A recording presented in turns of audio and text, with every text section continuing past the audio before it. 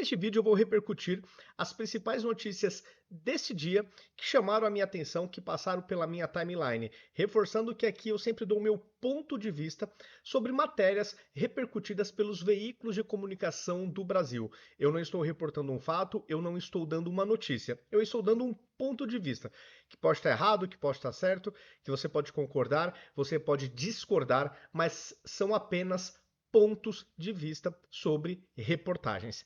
Começando por esta: tentativas de regular ida de juízes a eventos foram barradas no CNJ nos últimos anos.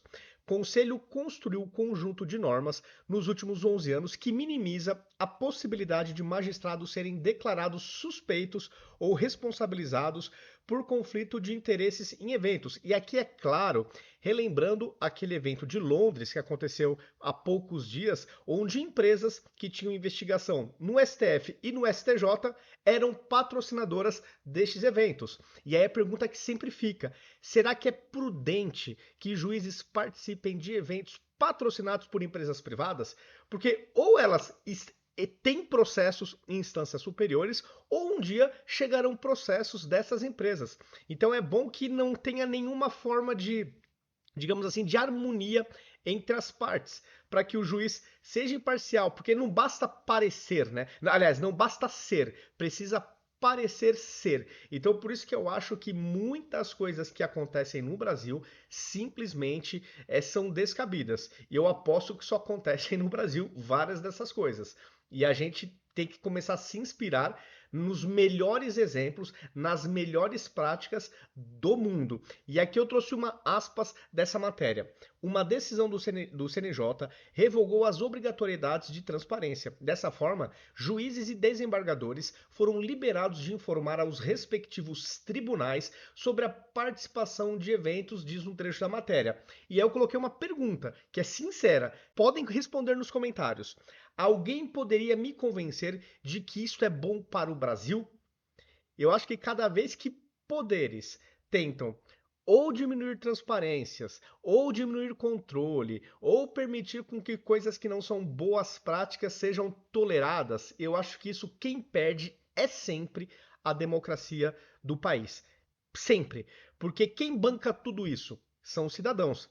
Então, tirar transparência, regular coisas que são questionáveis, isso tudo, para mim, afronta o próprio pagador de impostos. Além, é claro, também, do meu ponto de vista, a própria democracia, que depende sim de uma transparência total, de boas práticas, de que coisas que não sejam assim, que possam dar margem para interpretações questionáveis, sejam evitados. Outra: se continuar com puxadinhos, Lula pode virar Dilma II, diz a autora da Lei de Responsabilidade Fiscal. Selene Pérez diz que arcabouço do governo tira a credibilidade da política fiscal e pode fazer com que Lula seja punido nas eleições de 2026. Bom, eu sinceramente acho impossível o Lula ser punido para as eleições de 2026, ainda mais com uma direita extremamente forte. Eu acho que eles não deixariam a esquerda tão desfalcada assim, do meu ponto de vista, tá? Isso aqui é uma mera opinião,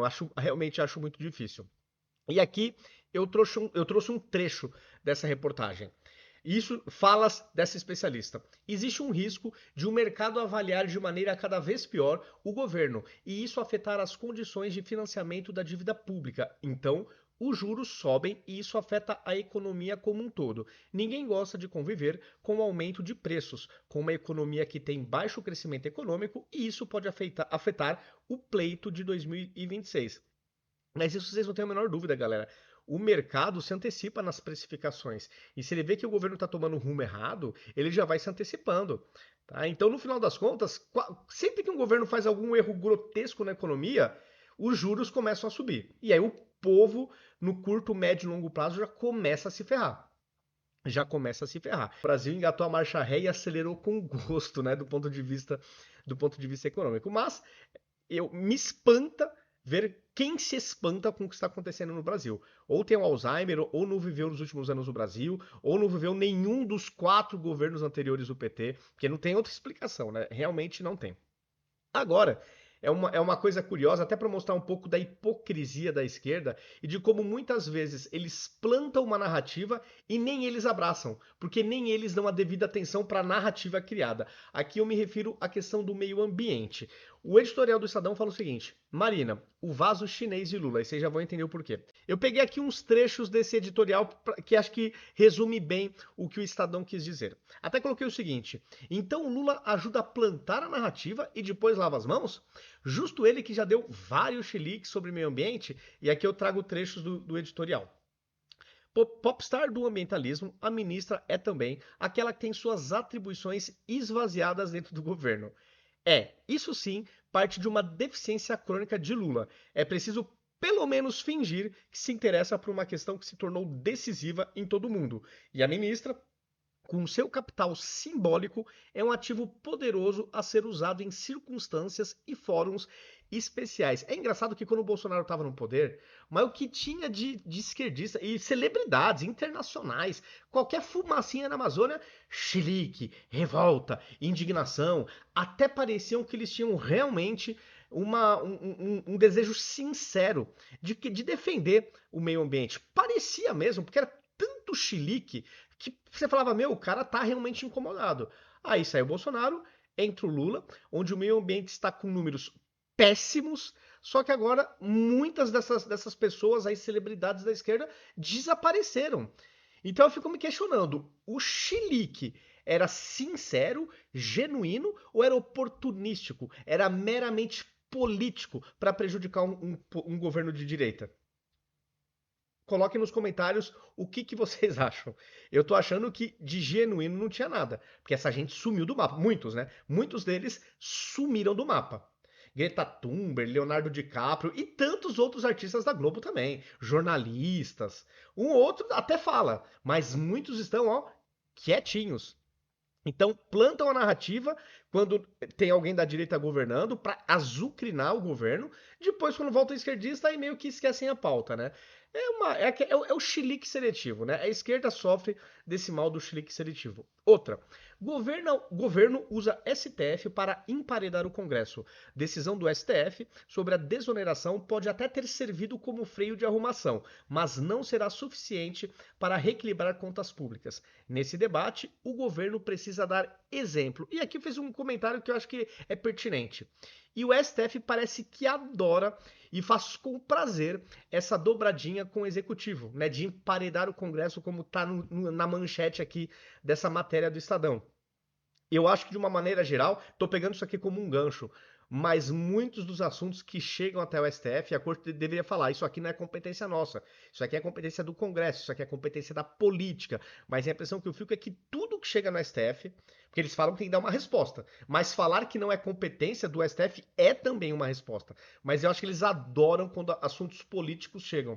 E aí, a impressão que eu tenho é que como alguns ministros lá me parecem ter assim digamos, um desejo enorme de ser político, só que com uma toga é mais fácil, né? Porque você não precisa de voto popular, você não precisa ser eleito, não precisa ser reeleito, nada do tipo. Alguns fazem com prazer até mesmo atos de legislar, como a imprensa já reportou ao longo aí do tempo, né? Não foram um ou dois exemplos, infelizmente, de avanço de competência sobre um outro poder, né? Então aqui só para registrar essa crítica construtiva, que eu sempre espero que o STF melhore enquanto instituição naquilo que eu e acho que milhões de brasileiros entendem que está equivocado.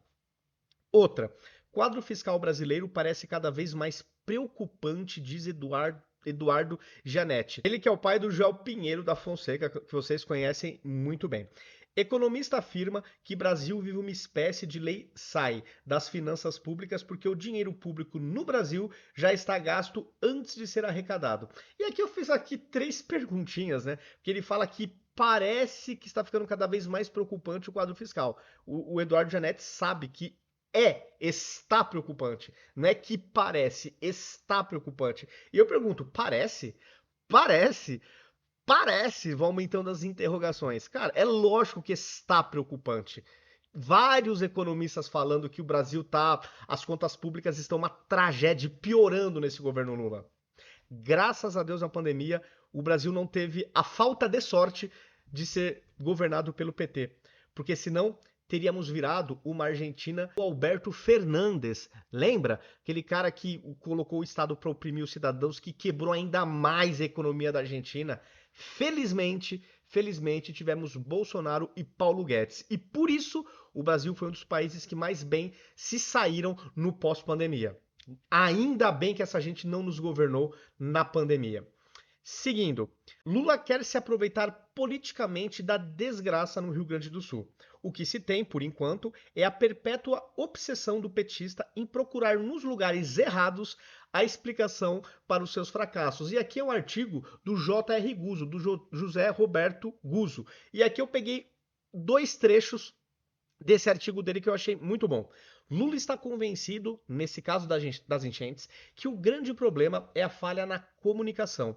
Não lhe ocorre, em nenhuma hipótese, que isso possa ser devido à incompetência federal. É tudo uma questão de comunicar e, portanto, tem que ser tratada pelo ministro da Propaganda.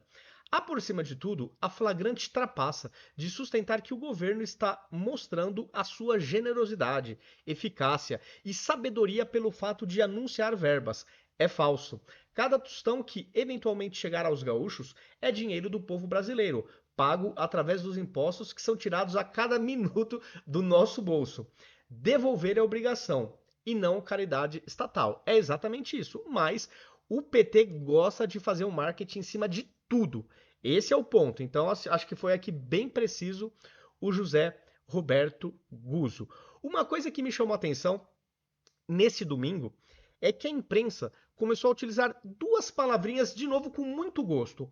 Uma delas é ultraconservador, com a morte do presidente do Irã. Quem é Ebrahim Raisi, presidente ultraconservador do Irã, acusado de atuar no comitê, essa palavrinha aqui que eu vou evitar por questão de algoritmos. E aí a outra, da Folha de São Paulo, também de ontem. Milei pede unidade contra o socialismo em comício da ultradireita na Espanha.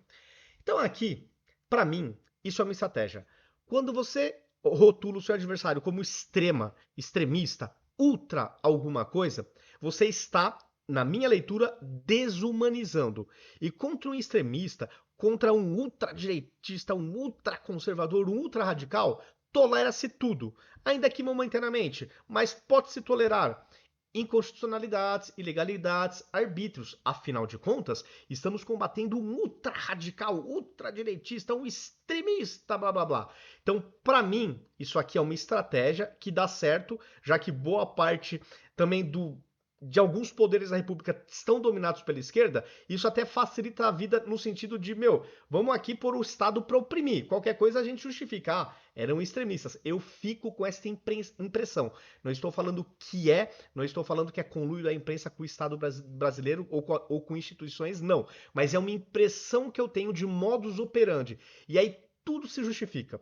Tudo, até inconstitucionalidades que muitos especialistas vêm denunciando ao longo dos últimos anos contra pessoas que são rotuladas como bolsonaristas, porque hoje a imprensa já conseguiu associar. Eles, claro, a esquerda abraçou essa tese, a direita obviamente não. O bolsonarismo, ela já incutiu ao longo do tempo que bolsonarismo é reacionário, é ultraconservador, é ultradireitista, é tudo aqueles istas que a gente já está acostumado. Então, contra eles, mesmo que às vezes você vê que a coisa é ilegal, mas aceita-se porque é o mal menor, já que eles estão combatendo um monstro que são os bolsonaristas, etc.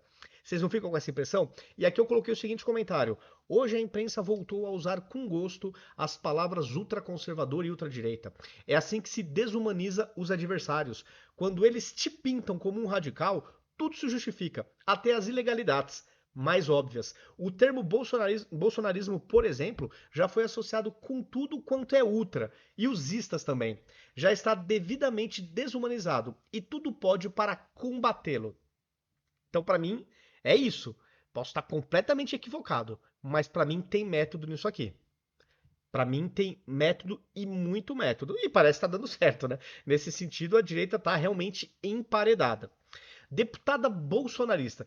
Perde até o nome, né? Na manchete vem deputada bolsonarista. De novo, como eles já associaram para eles bolsonarismo a tudo de ruim. Então, quando eles falam deputada bolsonarista, eles já estão demonizando dali para frente o que está escrito. Afinal de contas, quem é bolsonarista é um monstro. Mas voltando, deputada bolsonarista propõe criar juiz de garantias para o STF. O nome dela, ela tem nome. Júlia Zanata defende que ministros diferentes façam instrução e julgamento de processos. E eu coloquei o comentário e eu já vou rememorar com vocês, relembrar o que é o juiz de garantias. Mas eu comentei o seguinte: eu concordo totalmente com a deputada Júlia Zanata. E vocês? A realidade impõe esta necessidade. E aí, eu peguei aqui do próprio site do STF o que é o juiz de garantias. Peguei até um artigo que fala o seguinte: STF considera obrigatória a implementação do juiz de garantias. E aí, o que seria isso? Competência até a denúncia. De acordo com as novas regras, o juiz das garantias deverá atuar apenas na fase do inquérito policial e será responsável pelo controle da legalidade da investigação criminal e pela salvaguarda dos direitos individuais dos investigados. A partir do oferecimento da denúncia, a competência passa a ser do juiz da instrução. Eu me questiono e devolvo a pergunta para vocês e peço que coloquem nos comentários. Vocês acham que se tivesse juiz das garantias no escopo do STF, os julgamentos do pessoal do 8 de janeiro, inclusive os inquéritos lá de ofício do STF, que estão investigando o entorno de Bolsonaro e o próprio Bolsonaro, vocês acham que estariam tendo o mesmo modus operandi se tivesse o juiz das garantias? Eu sou leigo, mas ainda como leigo, acho que seria completamente diferente.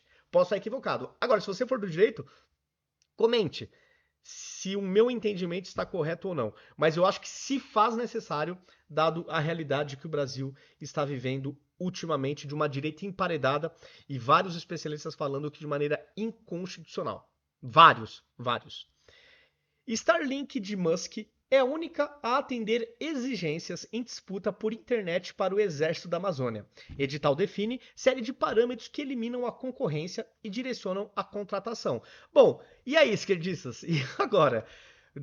O que tem de esquerdistas falando que a Starlink tinha que sair do Brasil, né, associando a Starlink a pessoas que contratam o serviço, né, como se, por exemplo, criminosos não contratassem serviços, por exemplo, da Vivo, da Claro, não abrisse contas bancárias nos bancos. Então aí vai culpar todas as empresas cujos criminosos contratam serviços, porque a esquerda consegue essa proeza. Então a esquerda partiu para a demonização das empresas do Musk por motivos óbvios. Só que agora, ó, as empresas do Elon Musk, elas são diferenciadas, esse é o problema. Os serviços são de qualidade. Ele não é uma das pessoas mais ricas do planeta à toa. Ele atua em diversas frentes totalmente diferentes. Foguete, internet, chip no cérebro, rede social. Ele tem também uma empresa que cavuca túneis. Ele tem um monte de empresas, todas, a maioria esmagadora, muito bem sucedidas. E aí nessas horas, a esquerda tem que aceitar porque dói menos. A internet do cara é top. É a que vai vencer, pelo menos ao que diz aqui, é o que deveria vencer. É a única que atende a essas exigências do edital. E aí? Então, pessoal, é isso, esquerdalha. Chorem. Aceita que dói menos. Falando agora de Frei Beto. O Leandro Ruschel trouxe aqui um trecho de uma entrevista com o Frei Beto, para vocês verem o nível da tolerância de boa parte da esquerda. Eu acredito que ele reflita o pensamento de boa parte da esquerda. Não sei se é a maioria, se é a minoria, se tá lá, né, meio termo, não sei. Mas que reflete uma parcela importante, eu acho que reflete, porque eu vejo no esquerdismo autoritarismo e intolerância. Por isso que muitos aplaudem as ditaduras da América Latina. É intolerância com contraditório. Eles querem se impor as suas convicções através da força. E aqui tem algumas perguntas e respostas que o Ruschel recortou. E vale a pena. Primeira pergunta: que tipo de direita, na sua visão, é necessária hoje no Brasil? Por mim, não deveria existir direita. É a questão da intolerância. Faz sentido. Muitos aplaudem as ditaduras, de novo, da América Latina. Eu, se fosse decidir a constituição de um país, proibiria qualquer partido que defendesse a supremacia do capital sobre os direitos humanos. Ponto. É assim que eu sou democrata. Outra pergunta. Alguém de direita, ao ouvi-lo, não pode falar que isso também é discurso antidemocrático? E é? Aí ele falou: não importa, o que eu mais estou acostumado é que vão falar. Mas essa é a minha posição como cristão.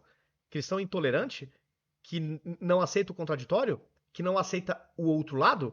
Que quer impedi-lo na Constituição de existir? Que cristão que é esse?